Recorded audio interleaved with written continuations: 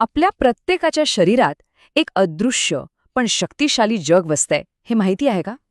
चला, आज आपण आपल्या आत दडलेल्या याच अद्भुत जगाचा शोध घेऊया. आता बघा, ही संख्या आहे 90%. हा आकडा आहे ना, तो आपल्या स्वतःबद्दलच्या प्रत्येक कल्पनेला धक्का देणार आहे. पण ह्याचा नेमका अर्थ काय? याचा अर्थ आपल्या शरीरातल्या 90% पेशी ह्या आपल्या स्वतःच्या म्हणजे मानवी नाहीत. हो, हे खरंय. या सगळ्या सूक्ष्मजीव आहेत. मग साहजिकच प्रश्न पडतो की जर आपण फक्त 10%च मानव असू तर मग उरलेले 90% काय आहे? चला तर मग या रहस्याचा उलगडा करूया. म्हणजे बघा, खरं तर आपण फक्त मानव नाही तर त्यापेक्षा खूप काहीतरी अधिक आहोत. चला, आज ओळख करून घेऊया आपल्या गट मायक्रोबायोमची, म्हणजेच आपल्या आतड्यांमधल्या सूक्ष्मजीवांच्या एका वेगळ्याच जगाची. तर हा गट मायक्रोबायोम म्हणजे नेमकं काय? असं समजा की आपल्या पचनसंस्थेत अब्जावधी जीवाणू, विषाणू आणि बुरशीची एक प्रचंड वस्ती आहे. म्हणजे हे एक वेगळंच जग आहे आपल्या आत. आणि हे सूक्ष्मजीव नुसते बसलेले नाहीत बरं का. ते फक्त पचनालाच मदत नाही करत, तर आपली रोगप्रतिकारशक्ती मजबूत करतात, आपल्यासाठी आवश्यक जीवनसत्व तयार करतात आणि सगळ्यात आश्चर्यकारक म्हणजे आपला मूड कसा राहील हे सुद्धा ठरवतात. आता एका सगळ्यात इंटरेस्टिंग भागाकडे येऊया. आपल्या आतड्यांना दुसरा मेंदू असंही म्हणतात. हे ऐकलंय का कधी? चला, आतड्यांचा आणि मेंदूचा हा जो एक अजब संबंध आहे ना, ज्याला गट ब्रेन ॲक्सेस म्हणतात, तो जरा समजून घेऊया. म्हणजे असं म्हणतात की आपल्या आतड्यांचं स्वतःचं एक मन असतं, जे थेट आपल्या मेंदूशी संवाद साधतं. आपल्याला कधीकधी आतून काहीतरी जाणवतं ना, ज्याला आपण गट फिलिंग म्हणतो, त्याचा संबंध याच संवादाशी आहे. आणि हा संवाद म्हणजे काही एकतर्फी नाही, ही एक टू वे स्ट्रीट आहे.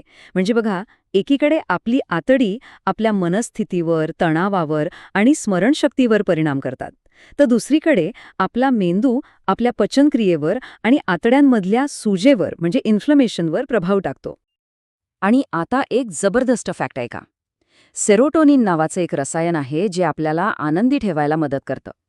तर यापैकी तब्बल 95% रसायन आपल्या आतड्यांमध्ये तयार होतं, मेंदूत नाही. यावर एक खूप छान वाक्य आहे, जे हे सगळं अगदी अचूकपणे सांगतं. आपलं आतडं म्हणजे काही लास वेगास नाही. इथे जे काही घडतं ते इथेच राहत नाही. याचा अर्थ सरळ आहे, त्याचा थेट परिणाम आपल्या संपूर्ण शरीरावर होतो. पण एक अडचण आहे. आपल्या आतलं हे सुंदर जग आज धोक्यात आलंय. आपल्या आतल्या या परिसंस्थेला आधुनिक धोक्यांपासून कसा धोका आहे ते आता पाहूया. आपली आजची जी मॉडर्न लाईफस्टाईल आहे ना, ती आपल्या आतल्या या सूक्ष्मजीव मित्रांसाठी खूपच धोकादायक ठरत आहे. आणि गंमत म्हणजे नकळतपणे आपणच आपल्या शरीराच्या या महत्वाच्या भागाला नुकसान पोहोचवत आहोत. तर हे असं आहे, आपल्या आतल्या जगाचे काही शत्रू आहेत तर काही मित्र. अँटीबायोटिक्सचा अतिवापर, प्रक्रिया केलेले पदार्थ, खूप जास्त स्ट्रेस आणि अपुरी झोप हे सगळे झाले शत्रू. आणि या उलट फायबरयुक्त आहार, आंबवलेले पदार्थ आणि हो, निसर्गाचा सहवास हे आहेत त्यांचे खरे मित्र. ओके, मग आता यावर उपाय काय? चला, आता समस्येकडून उपायाकडे वळूया. आपण आपल्या आतल्या या बागेची मशागत कशी करू शकतो, एक निरोगी मायक्रोबायोम कसा जोपासता येईल ते बघू. यासाठी ना फक्त 3 सोप्या गोष्टी लक्षात ठेवायच्या आहेत. 1. आहारात फायबर वाढवा. का? तर चांगल्या जीवाणूंना खायला मिळेल. दुसरं, आंबवलेले पदार्थ खा, ज्यामुळे शरीराला चांगले सूक्ष्मजीव मिळतील. आणि तिसरं, तणाव कमी करा, स्ट्रेस मॅनेज करा, ज्यामुळे आतड्यांची सूज कमी व्हायला मदत होईल. म्हणजे नेमकं काय खायचं? तर आहारात भरपूर फळं आणि भाज्या, कडधान्य, डाळी, दही, एवढंच काय, आपले आवडते इडली, डोसा यांसारखे पदार्थसुद्धा समाविष्ट करा. हे सगळं आपल्या आतल्या बागेसाठी उत्तम खत पाण्यासारखं काम करतं. आणि एक गोष्ट लक्षात ठेवली पाहिजे की हे काही एका दिवसात होणार नाही. पण छोटे छोटे सातत्यपूर्ण बदल खूप मोठा आणि चांगला फरक घडवून आणू शकतात. आपल्या आतड्यांचं आरोग्य सुधारणं हे नक्कीच आपल्या हातात आहे. तर मग आपण भविष्याकडे पाहिलं तर काय दिसतं?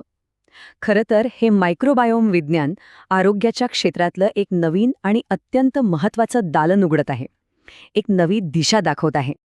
आणि खरं सांगायचं तर आपण या नवीन क्षेत्राला समजून घ्यायच्या अगदी सुरुवातीच्या टप्प्यावर आहोत. हे एक प्रचंड रोमांचक आणि खूप वेगाने पुढे जाणारं विज्ञान आहे. तर जाता जाता एक प्रश्न नक्कीच विचार करायला लावतो की आपल्या आतलं हे जे अद्भुत जग आहे ते आपल्याला अजून काय काय सांगू पाहत असेल.